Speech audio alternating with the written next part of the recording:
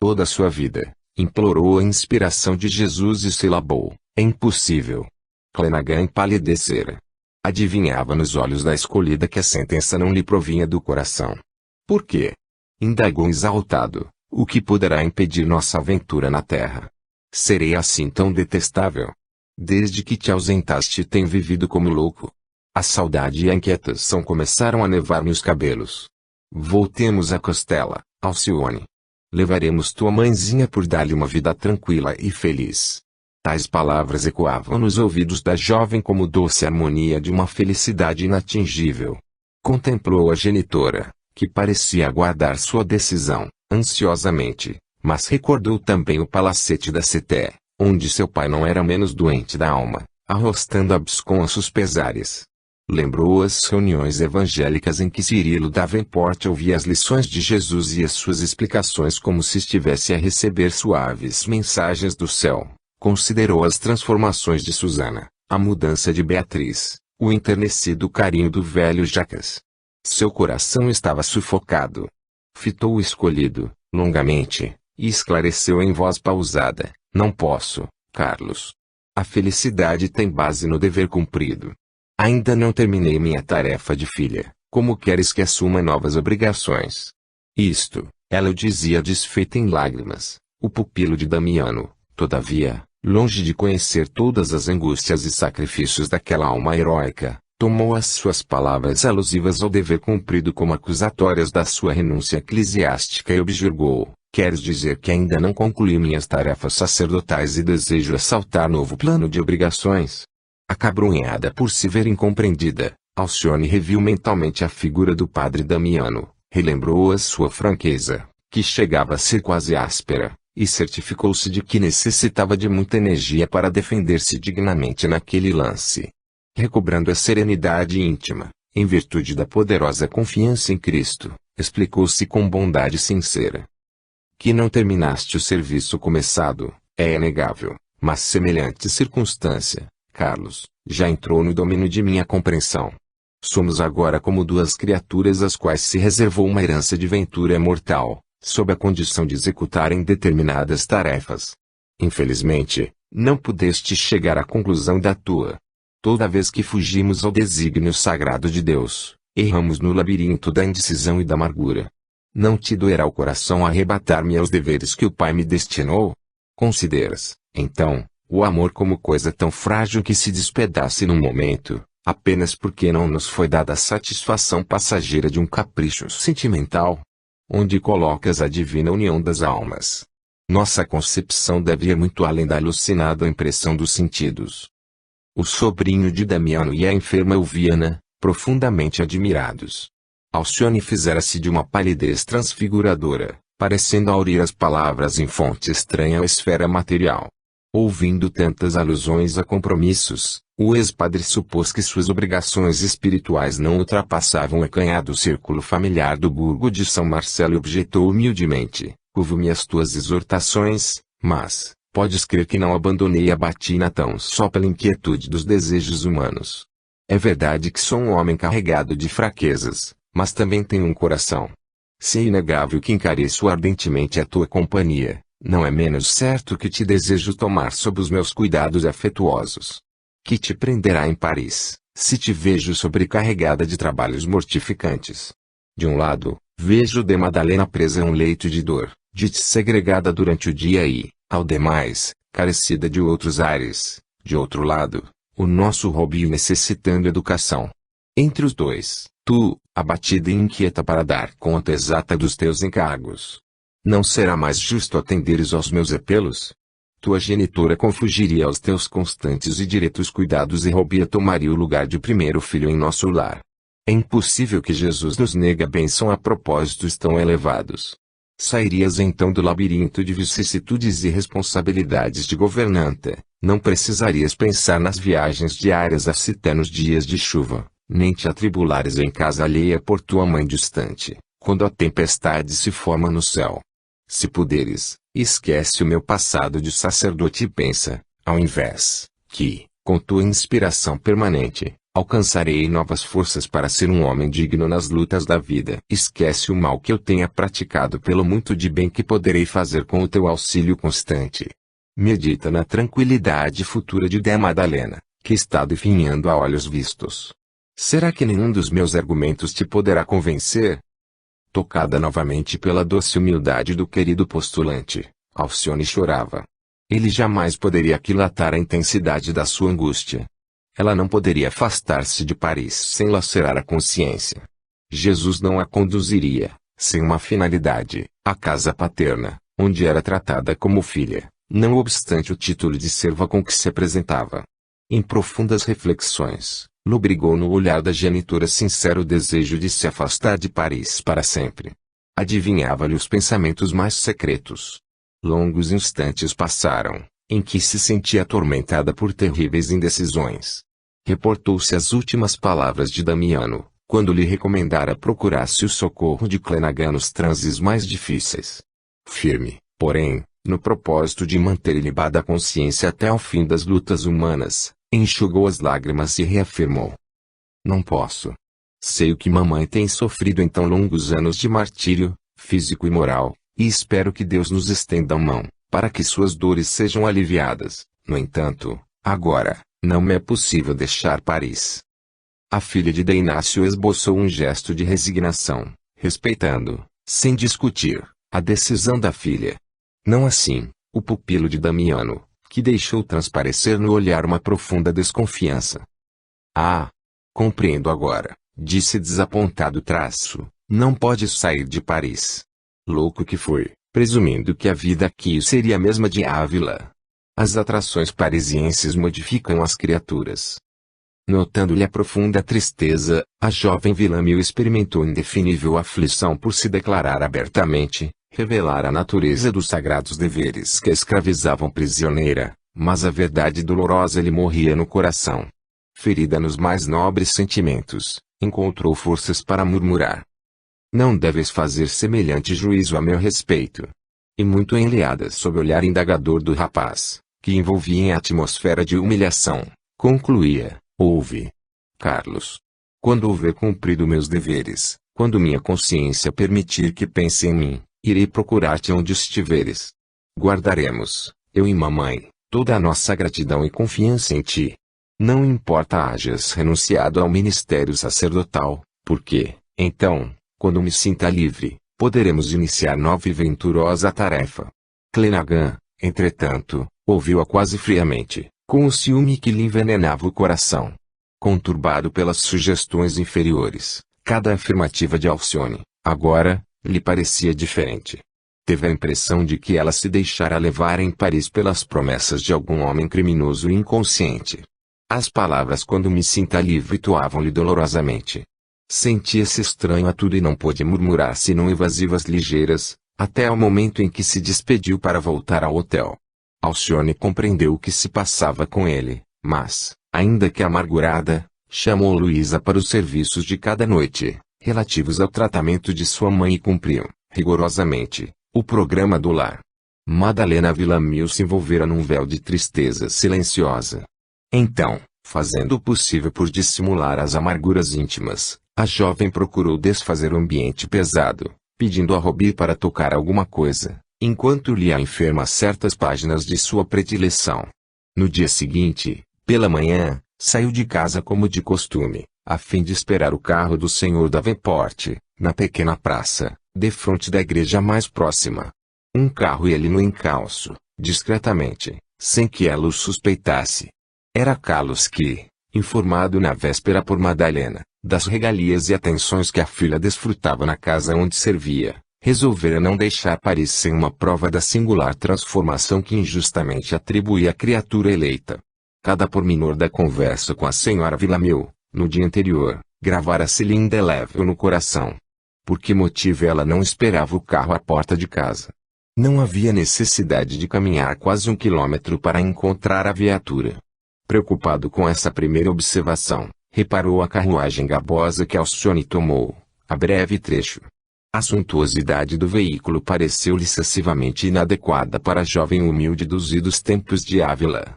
Seguiu-a, mais ou menos de perto, até que chegou ao destino. Viu-a descer e receber com evidentes mostras de satisfação o abraço acolhedor de um homem que a esperava junto do rico portão de acesso ao jardim. Considerou o palacete de linhas nobres, poucos passos distante do seu carro de aluguel e, dando ouvidos ao despeito venenoso, concluiu que Alcione não era mais aquela criança amiga e carinhosa que entregava costuras nas ruas empedradas da cidade onde se haviam encontrado e embebido de sublime santo idealismo. Perplexo, alimentando mil ideias errôneas, deliberou fugir no mesmo dia, da capital francesa, demandando o Havre, onde não lhe seria difícil o retorno à Espanha. Mandando tocar de volta ao burgo de São Marcelo, procurou despedir-se de Madalena. Quando anunciou a intenção de regressar, a pobre senhora não ocultou a surpresa amarga. "Não posso crer que volte tão depressa", afirmou com bondade. "Não se preocupe por isso", exclamou o rapaz fingindo-se tranquilo. "Não vim com a intenção de demorar-me. Tenho alguns amigos que me esperam no Havre, por estes dias." A resignação da enferma, aliada ao seu profundo abatimento, inspirava-lhe sincera preocupação, mas não podia suportar o ludíbrio de que se julgava vítima. "Alcione vai sentir muito a tua partida súbita." Carlos sentiu que o coração se lhe descompassara no peito e respondeu: "Pode ser que não. De qualquer modo, porém, vejo-a satisfeita e isso me conforta o espírito. Muito desejava reconduzi-las à nossa terra distante, mas reconheci que a providência não é mais possível, por importuna." Madalena esboçou um gesto triste, murmurando: "Tenho desejado, ardentemente, sair de Paris, mas minha filha discorda e eu creio que terá razões ponderosas para isso." "Mas, que razões seriam essas?" perguntou Clenaghan exaltado. "Desconfio que o meu médico desaconselhe a medida, porquanto, há muito, venho apresentando sintomas de grave afecção cardíaca. Vejo que Alcione me oculta esse detalhe, carinhosamente, mas, devo dizer, isso nada me assusta. Tenho sofrido demais para disputar uma longevidade improdutiva." Carlos não concordou, intimamente atribuindo as palavras da pobre senhora simples fruto do carinho maternal.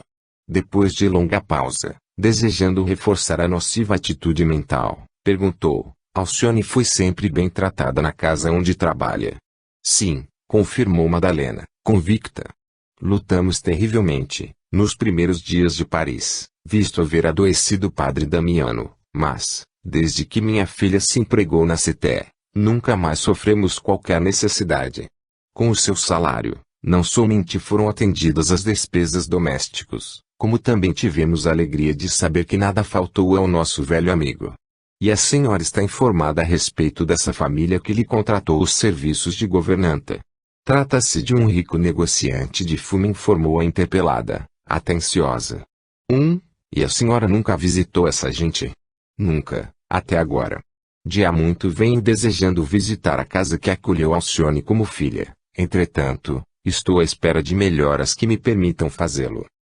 O rapaz calou-se. Quis manifestar enferma a venenosa desconfiança que o consumia, exteriorizar todo o rancor que lhe afluía ao espírito despeitado, mas a doce resignação de Madalena Villamil, presa ao leito naquele estado, inspirava-lhe respeito sagrado. Era preciso ter um coração bem cruel para tirar a derradeira partícula de esperança e tranquilidade daquela alma sofredora de mãe sacrificada. Com estranho brilho nos olhos, o sobrinho de Damiano voltou a dizer: "Onde está Robi? Quero abraçá-lo antes de partir." A filha de Inácio percebeu nessas palavras a funda contrariedade que absorvia o interlocutor, compreendeu quanto lhe magoava a atitude firme de Alcione, com relação ao desejado regresso à Espanha, e esclareceu conformada: "A esta hora Robi deve estar na igreja do São Jacques de Passo Alto, em trabalhos de limpeza que Padre Amâncio lhe confiou." E como notasse que Clenaghan se dispunha a partir em deplorável estado de espírito, a pobre senhora aduziu: compelida pelas circunstâncias, a jovem Villamil nunca forneceu à genitora o nome exato da família a que servia. Nota de Emanuel. Não te vás querendo mal, Alcione. Carlos. Podes crer que minha filha nunca te esqueceu a bondade fraternal e a sublime afeição. É bem possível que, intimamente, ela deseje partir em busca da felicidade, junto do teu coração, mas, talvez por minha causa sacrificasse os mais caros desejos. Conheço-lhe o espírito de sacrifício, Sou testemunha silenciosa das suas lutas nesta casa, onde sua dedicação é o nosso manancial de bênçãos. O ex-sacerdote, porém, estava obcecado pelo ciúme. Trazia óculos negros nos olhos exacerbados da imaginação e não prestou atenção maior ao que lhe fora dito, continuando inalteradas as próprias suspeitas. O olhar fixo, como que alheio ao ambiente, despediu-se de Madalena, que o recomendou a proteção divina. Horas depois, abraçava Robi, pela última vez, tomando rumo norte, de regresso a Ávila, profundamente desditoso. À noite, Alcione foi informada da precipitada deliberação do rapaz. Carlos pareceu-me bastante abatido e desesperado, afirmava a genitora, e lastimei sinceramente vê-lo em tão penosa conjuntura.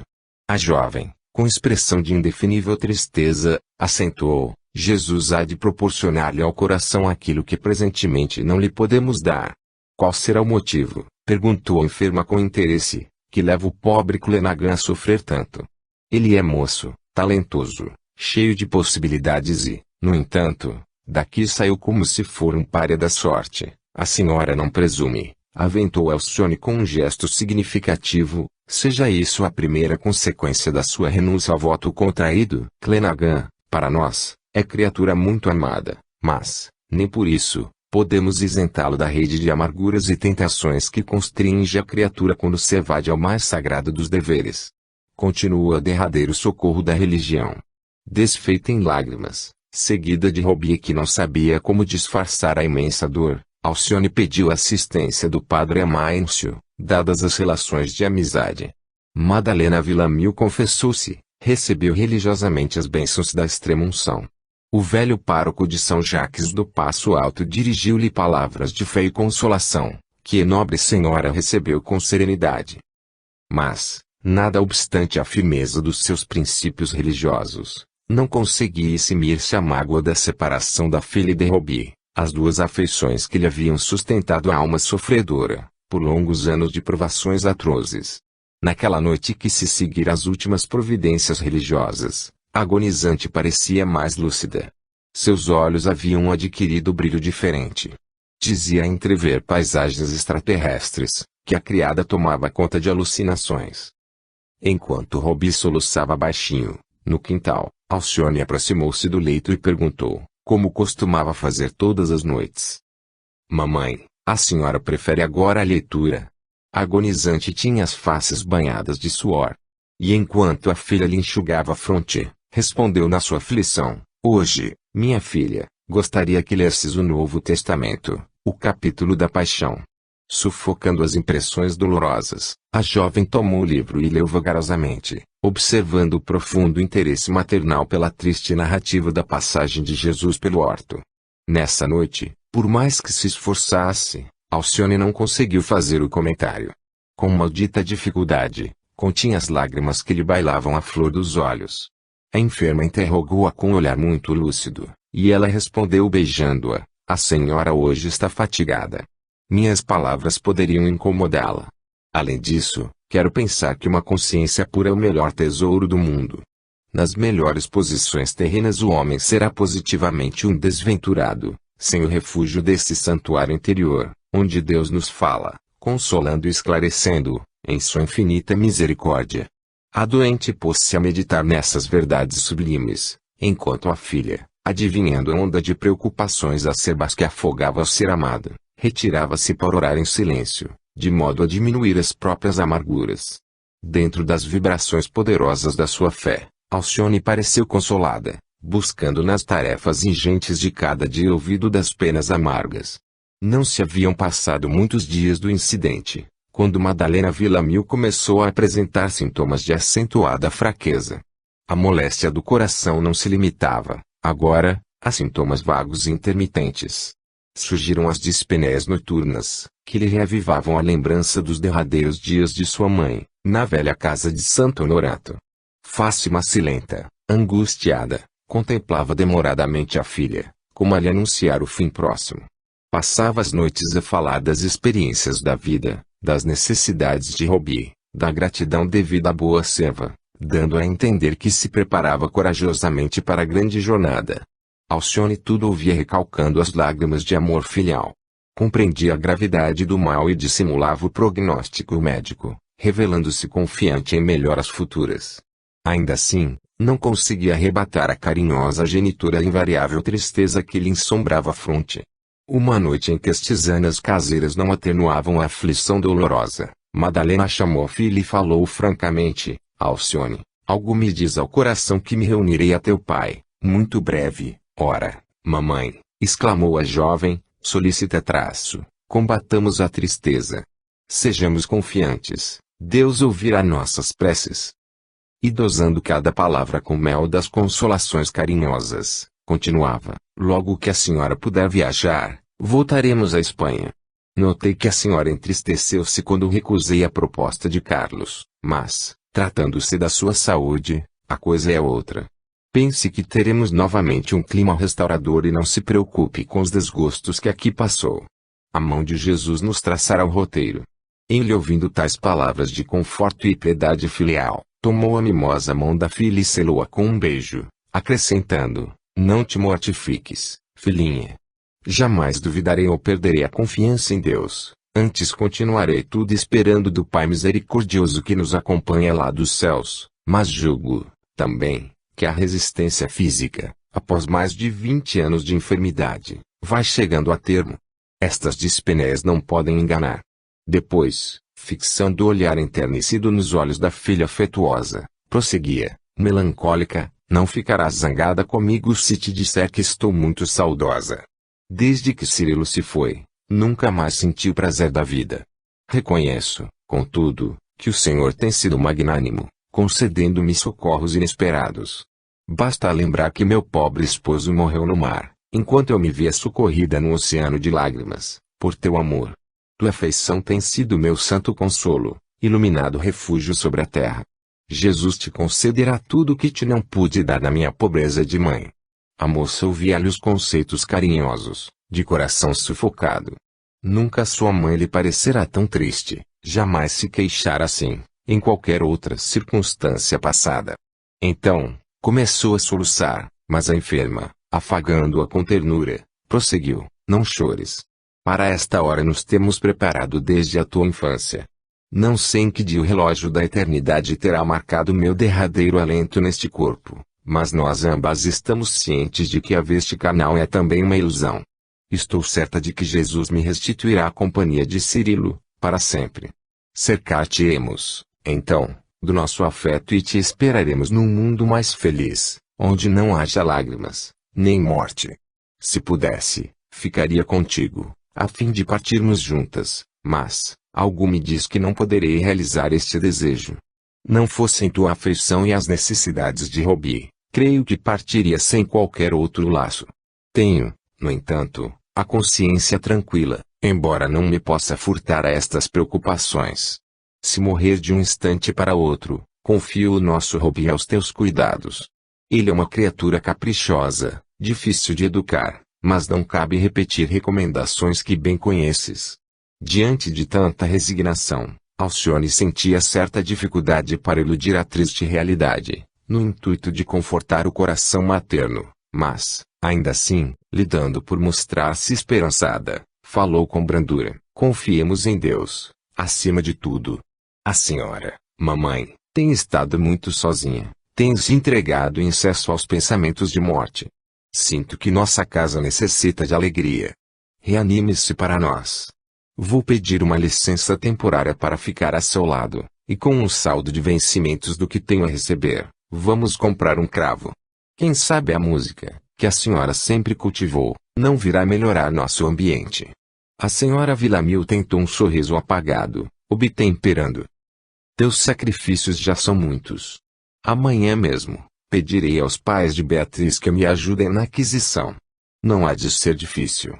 Recordaremos nosso antigo repertório espanhol e creio que irá sentir muita satisfação em reviver essas lembranças. Sim, certamente que nos sentiremos transportadas a Castela, onde, tantas vezes, encontramos a felicidade nas coisas mais simples. Observando a consolação que o assunto produzia, a cândida Alcione prosseguiu: ah! Como estou satisfeita por vê-la confortada com este projeto. Teremos muitas vantagens com essa compra. A senhora vai experimentar novo ânimo e Robi, por sua vez, poderá ter minha cooperação, novamente, nos seus estudos domésticos. E depois, quando as suas melhoras se positivarem, pensaremos, seriamente, na mudança, à procura de melhor clima, onde a senhora possa ficar boa. A enferma mostrou-se mais consolada com as palavras carinhosas da filha e considerou: teu plano me reconforta pela ternura que traduz e rogo a Deus te abençoe tanta bondade. Agora, porém, quero fazer-te 2 pedidos, dado as minhas preocupações.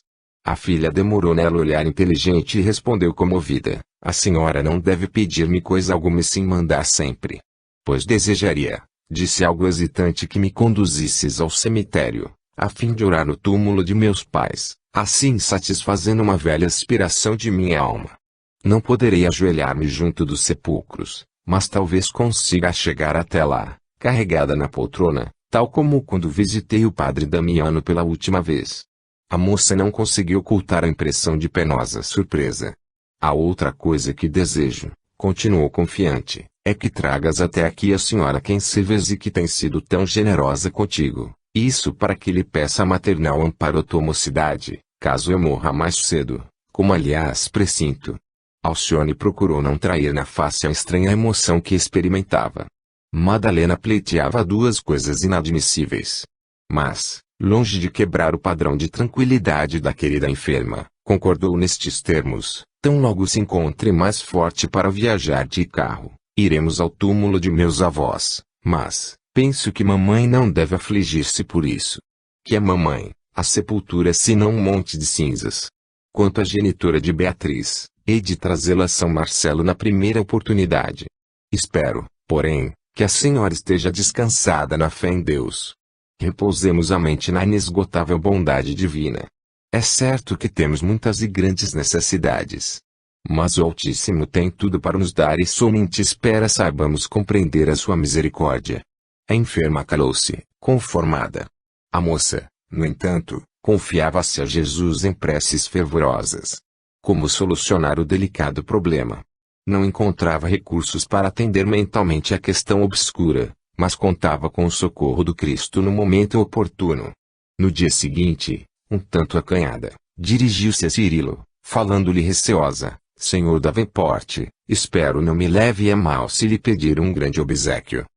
Dize, confiante, minha filha, respondeu o chefe da casa com inflexão afetuosa, poderá dispor de mim em qualquer circunstância. Ele esboçou um gesto de reconhecimento e continuou: é que minha mãe, apesar de doente, gosta muitíssimo de música e, de tempos esta parte, noto-a excessivamente tristonha. Pensei, então, em pedir-lhe um adiantamento sobre os meus ordenados, a fim de comprar um cravo de segunda mão. Creio que isso reavivará o ânimo da pobre enferma. Cirilo Davenport ouviu-a comovidíssimo. Com muito prazer, respondeu, solícito, e se quiseres eu próprio me incumbirei da compra. Não, não, atalhou a jovem, temendo a informação do endereço traço, o senhor não precisará ter esse incômodo. Padre Amâncio, em São Jaques, me fará esse favor. É pessoa entendida e não fará uma aquisição muito cara. Cirilo contemplou edificado com aquelas reiteradas provas de humildade e concluiu: esperarei, então, a conta das despesas e podes estar certa de que tenho nisso grande satisfação. Ela ia referir-se ao plano do resgate, mas o interlocutor antecipou-se dizendo: não penses em pagamento. Há muito que Beatriz me pediu um instrumento desses para que o guardasses em penhor de nossa amizade. Não será esta a ocasião de satisfazê-la. Alcione rejubilava-se de encontrar tamanha generosidade. Não se passaram muitos dias e a casinha pobre, de São Marcelo, todas as noites se impregnava de melodias maravilhosas. A doente amada submergia-se em ondas de sonoridade divina, encontrando ter nas consolações as penas diuturnas. Robia também percebeu que sua mãe adotiva não estava longe do termo fatal. Nessa angustiosa perspectiva, imprimia ao violino acordes de profunda beleza, traduzindo saudade e sofrimento indefiníveis. Alcione, a seu turno, mostrava-se incansável no carinho dispensado à enferma idolatrada. Cada noite eram recordadas velhas áreas castelhanas, antigas músicas da juventude de sua mãe, que a filha de D. Inácio escutava entre lágrimas de profunda emoção. Para Madalena, a ternura dos filhos era uma gloriosa compensação do mundo aos seus martírios inomináveis de esposa e mãe. Tenho a impressão, minha filha, dizia com um sorriso de sincera conformação, que nossa casinha se transformou num templo. Estou quase convencida de que disponho, agora, da estação religiosa, da qual poderei partir para a vida espiritual. A filha multiplicava as expressões confortadoras e as melodias cariciosas vibravam no ar, transportando o enfermo a sublimes instâncias de puro gozo espiritual. Semanas se passaram assim, contemporizadoras, até que um dia Madalena acusou astenia geral. Grandemente assustada, Luiz esperava por Alcione com angustiosa ansiedade. Robi, porém, logo que chegou do trabalho, resolveu procurar o socorro do médico assistente. A enferma estivera desacordada há alguns minutos e, em seguida, sucessivas aflições lhe causavam verdadeiro tormento. À tarde, como de costume, Alcione voltou ao lar, experimentado dolorosa surpresa com a gravidade do caso. Abraçou a mãezinha, mal podendo conter as lágrimas. Que foi isso, mamãe? Percebendo a aflição que lhe transparecia do olhar afetuoso, a doente buscou tranquilizá-la. Creio que não estou pior. Talvez seja alguma perturbação do estômago. Aliás, nunca me senti tão bem como nas últimas semanas. O coração filial, porém, adivinhava naqueles olhos úmidos um esforço supremo para tranquilizá-lo. Ambas estavam convictas de que o fim se avizinhava. A jovem fez o possível para renovar-lhe as forças com palavras encorajadoras, murmurando em seguida: suponho que, por estes dias, poderemos ir ao cemitério visitar o túmulo dos nossos entes caros, como a senhora deseja. Reanime-se, mamãe. Pense nos passeios que gostaria de fazer, pense na saúde e verá que as dores desaparecem. Entretanto, naquele momento, era a genitora quem se esforçava por consolar a filha ansiosa. Ora, filhinha, objetava com um sorriso forçado o traço, queria fazer ao cemitério. Não sei onde tinha cabeça, quando pensei e desejei conhecer a sepultura de papai, visitando igualmente a de mamãe. Com o correr dos dias, fui ponderando melhor e acabei compreendendo que era mesmo um capricho extravagante. Nossos amados não devem mesmo lá estar, envoltos em montes de lodo. Cheguei mesmo a sonhar com mamãe a elucidar-me da impropriedade do meu desejo, afirmando que seu coração está comigo, junto de mim, fortalecendo-me nas provações em curso. Alcione ouvia confortada e surpreendida. A senhora Villamil fez uma pausa mais longa, devido à dispneia, e prosseguiu ofegante: espero, porém, que Deus me ajude a realizar outro desejo. Quando pensas que vamos ter a visita dos teus patrões? Alcione esboçou um gesto indefinível e asseverou: os pais de Beatriz, segundo creio, não tardarão a vir. Ainda bem que assim é, pois quero agradecer-lhes o bem que nos têm feito, no desdobramento de nossas lutas em Paris. A chegada do médico, em companhia de Robi, interrompeu o diálogo. O facultativo examinou a doente com minuciosa atenção, formulando conceitos otimistas que Madalena acolhia com melancólico sorriso, mas, ao retirar-se, chamou Alcione em particular, afiançando-lhe gravemente: apesar de nossos esforços e da tua valiosa dedicação, minha boa menina, tua mãe está chegando a termo de vida. A moça não conseguia articular palavra, sufocada pela dolorosa surpresa, enquanto o velho Esculápio prosseguia: qualquer medicação não passará de paliativo destinado a manter-lhe uns restos de vitalidade. Pelos meus conhecimentos e longa prática, digo que ela poderá expirar de um momento para outro, mas, na melhor das hipóteses, não irá além de um mês. Enquanto a desolada Alcione enxugava as lágrimas discretamente, o médico procurava confortá-la, exclamando: procure entregar o caso a Deus. Não te martirizes com a ideia de perdê-la, porque a paralisia de tua mãe é um dos casos mais angustiosos que conheço, de há muitos anos, na minha clínica. De Madalena tem sofrido heroicamente, não seria justo perturbar-lhe o coração nestes dias em que se prenuncia o termo de longos padecimentos. Alcione fitou-o reconhecidamente, murmurando: o senhor tem razão. No dia seguinte, a jovem Villamil chegou ao palacete da Ceté, assomada de profunda tristeza. Olhos encovados, muito pálida, esperou que Susana se levantasse, e, quando a atividade doméstica entrou no ritmo habitual, Chamou-a por obséquio, em particular, assim falando: Senhora Davenport, infelizmente a situação em que me encontro obriga-me a importuná-la com um pedido de licença por alguns dias. Creio que minha mãe não terá mais que um mês de vida. Ontem sofreu a primeira crise cardíaca mais grave, e o médico me declarou que suas horas estão contadas. A filha de Jacques condoeu-se sinceramente da governanta de Beatriz, pela comoção e humildade com que lhe confiava a amargura do seu lar, e respondeu com interesse amistoso: sem dúvida.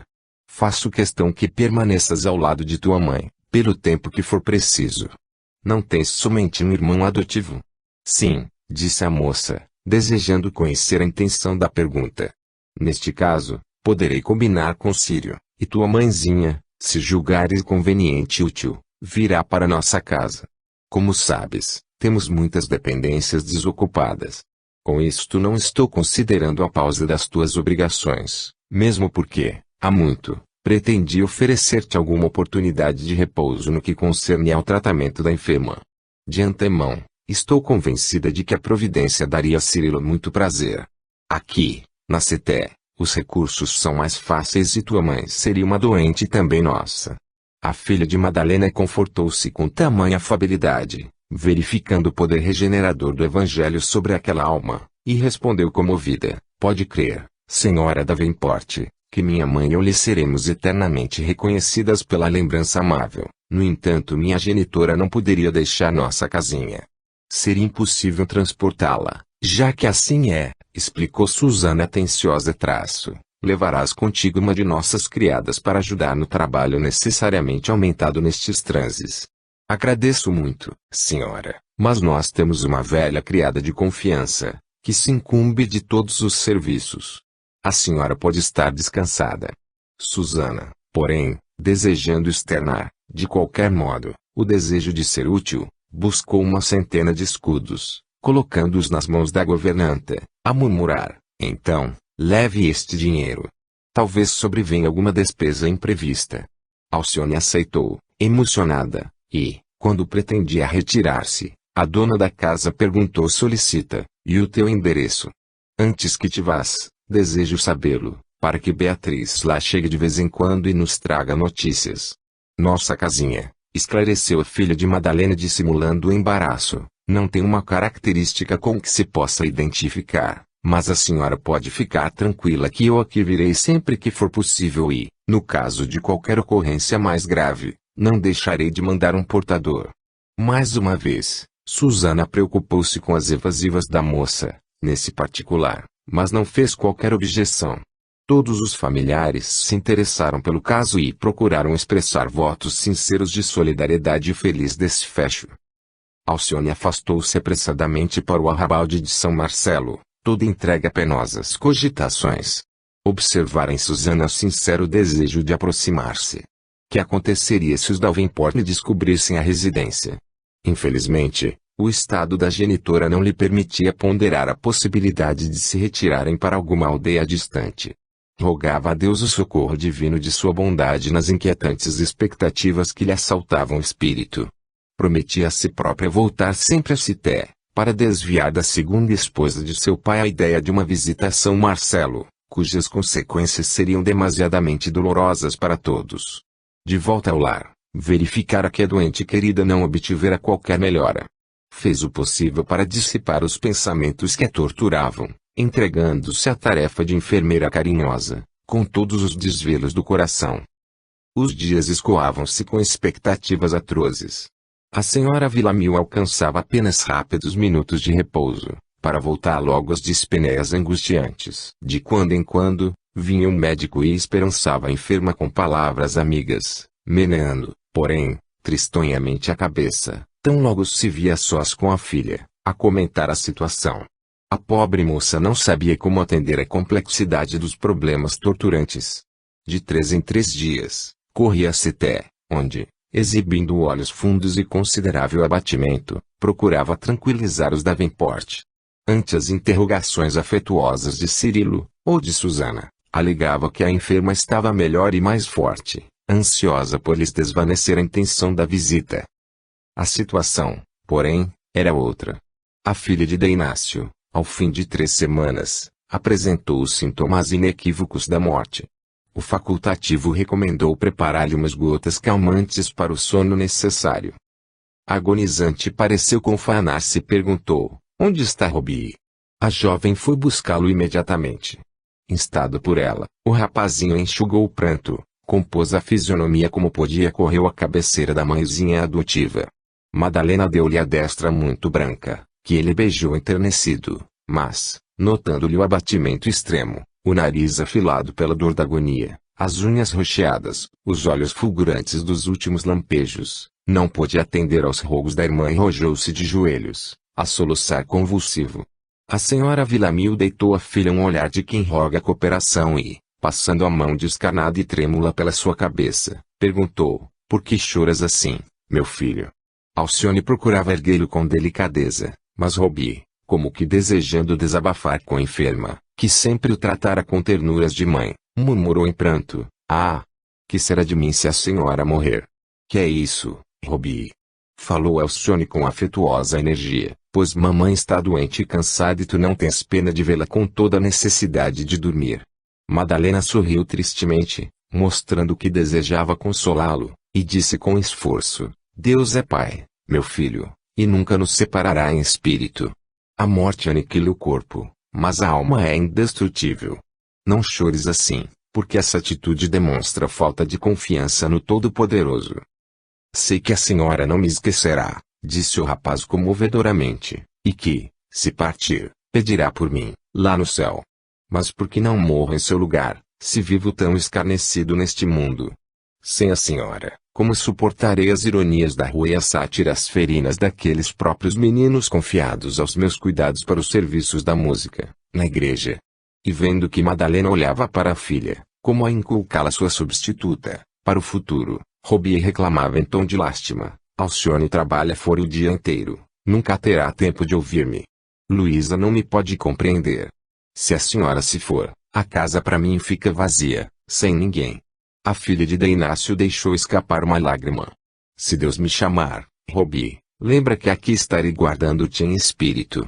Seguirei teus trabalhos com o mesmo interesse, cuidarei da tua saúde, dar-te-ei forças para ouvir os ditos ingratos do mundo, enquanto o Todo-Poderoso for servido. Alcione avaliou a angústia materna e, abraçando-se com o irmão adotivo, observou: vamos, Robi. Estás muito nervoso. Luísa te levará um cordial, logo que te deites. Quem te disse que mamãe vai morrer? Não achas que é ingratidão atormentá-la com estes pensamentos lúgubres? O rapaz atendeu e retirou-se amparado pela irmã, a esfregar nervosamente os olhos. Alcione regressou ao quarto da enferma para desmanchar-se em carinhos. De minuto a minuto, passava-lhe na fronte um fino lenço, enxugando suor abundante. Em dado instante, Madalena Villamil pareceu sossegar. A dispneia sucedia uma relativa serenidade. Em preces fervorosas, a filha observou, porém, que os olhos estavam demudados, qual se apresentam nas febres intensivas. A agonizante parecia delirar de alegria. Começara um período de perturbação, natural em muitos casos de desprendimento, no qual a senhora Villamil não sabia se estava na terra ou noutra região. Por que vos demorastes tanto, padre? Insistia em perguntar, dando a entender que falava a uma sombra. A quem se refere, mamãe? Inquiriu Alcione impressionada. Padre Damiano aqui está. Não o vês? E olhando, ansiosa, para um canto do aposento, a agonizante perguntava: ah, quem sois vós? Mas, quase no mesmo instante, olhos desmesuradamente abertos, rematava: minha mãe, minha mãe. Alcione acompanhava-lhe o pranto natural, rogando a Jesus lhes enviasse o socorro divino da sua misericórdia. Depois de um minuto, a filha de Inácio voltava a dizer: minha mãe veio interpretar, para nós, a leitura evangélica.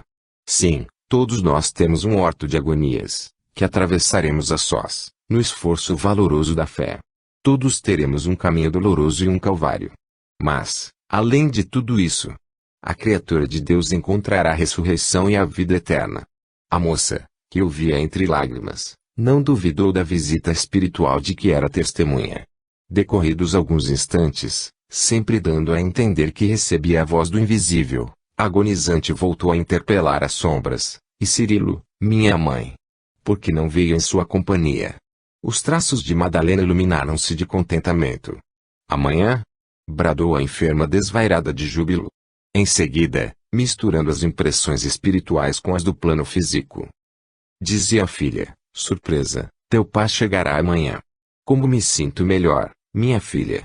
Nosso quarto está cheio de luzes. Minha mãe diz que chegou o tempo da minha cura e que partirei com ela, amanhã, ao entardecer. A moça estremeceu. Seu pai viria no dia seguinte. Como interpretar semelhante afirmativa? Tratar-se-ia de uma expressão confortadora ou de promessa justa do plano espiritual? Fundamente espantada, pedi a Deus lhe iluminasse a razão para o entendimento de sua divina vontade. Desde essa hora, Madalena, semi-inconsciente, dava a impressão de preparar-se para o amanhã jubiloso. Vai, minha filha, dizia inquieta traço, abre a grande mala e traze os 2 grandes cadernos de anotações de teu pai, a velha Bíblia, o livro de orações. Alcione sentia-se compelida a obedecer maquinalmente. Minutos depois, as pequenas lembranças de Cirilo estavam alinhadas sobre a mesa rústica, ao lado das drogas medicamentosas. Só então, quando as viu a todas, envolvendo uma alma em delicioso olhar, conseguiu entrar em branda sonolência, como quem repousa após cumprir um sagrado dever. Alcione, porém, continuou vigilante, certa de que a mãezinha amada vivia na terra os minutos derradeiros. Pela madrugada, voltaram as crises. Madalena abandonava o corpo, devagarinho, entre dispneias dolorosas e visões do mundo espiritual, que lhe deixavam o espírito meio confuso. Pela manhã, 2 vizinhas solícitas vieram ajudar nos afazeres domésticos. Alcione, sempre colada à cabeceira da mãe, que continuava a falar em voz alta, prosseguia em oração silenciosa, imprecando a intervenção de Jesus no lutuoso transe. Voltemos agora ao palacete da Ceté, onde, não obstante as informações tranquilizadoras da governanta de Beatriz, reinava certa inquietude pela sua ausência prolongada. Todos sentiam a sua falta, não no trabalho propriamente dito, mas na assistência que seu coração dedicado sabia proporcionar a cada um. O culto doméstico, sem a sua presença, parecia desprovido das luzes ardentes que caíam sobre os textos aparentemente obscuros, dilatando confortadoras e divinas inspirações.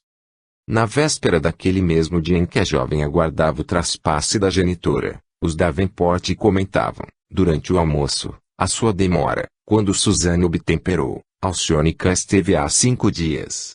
Tranquilizou-nos sobre o estado da enferma, mas eu tenho necessidade de visitá-la, de qualquer modo. Muito bem, respondeu Cirilo com atenção traço. Também acordei hoje com a ideia de fazer o mesmo. Poderemos então fazê-lo amanhã. E o endereço? Objetou a senhora. Até hoje, por mais que eu me esforçasse, não consegui obtê-lo.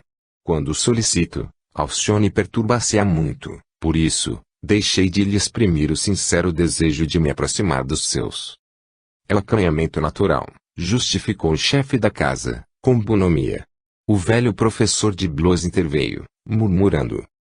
O endereço? É muito fácil. Sabemos que Alcione tem relações afetivas com o pessoal da igreja de São Jacques do Passo Alto. Basta recordar que ali visitamos os despojos do seu tutor, é verdade. Concordou Cirilo traço, como não me havia lembrado antes. Mandaremos o cocheiro tomar informações ainda hoje. Susana, que se interessara vivamente pela lembrança paterna, tomou as primeiras providências, chamando o servo para a incumbência. Então, Cirilo, disse a dona da casa a traço, podemos ir amanhã cedo a São Marcelo, caso tenhas tempo disponível. Eu também vou, disse Beatriz, resolutamente. Observando a atitude da neta, o velho Jacques lembrou, será melhor irmos todos. Além de atender a uma obrigação agradável, creio que faremos belo passeio, em Arrabalde que pouco conhecemos. O chefe da família concordou alegremente, apesar da objeção que a esposa fazia com o olhar. No dia imediato, por volta das 10 horas, elegante carruagem entrava na ruzinha modesta, em que Madalena curtia sua pobreza. Muitos moradores entreolhavam-se espantados. Arrancada por Luísa da cabeceira da enferma, cuja agonia se prolongava dolorosamente, Alcione foi à porta atender a quem a chamava com tanta insistência. Reconhecendo que os Davenport se aproximavam sorridentes, seu primeiro impulso foi recuar, tal assombro. Nunca encontrara na vida momento tão amargo. Quis caminhar, sorrir, mostrar-se calma e, no entanto, seus lábios se prenderam, enquanto estranho pavor lhe cobria a face num ricto de espanto. O coração batia-lhe descompassado. Queria suceder em tais circunstâncias. Agonizante, desde a madrugada, falava em voz alta, da chegada do esposo. Impossível evitar que os Davenport a ouvissem. Num ápice, porém, lembrou-se do seu contato com as lições de Jesus e procurou dominar-se. Certo, o Evangelho não seria apenas um roteiro para os momentos fáceis. Era indispensável provar-lhe o valimento em todas as situações da vida. Olhou instintivamente o céu e disse consigo mesma: Senhor, ajudai-me a compreender vossa divina vontade. Seu desfalecimento durara um instante. Energias cariciosas balsamizavam-lhe o coração dorido e ansioso.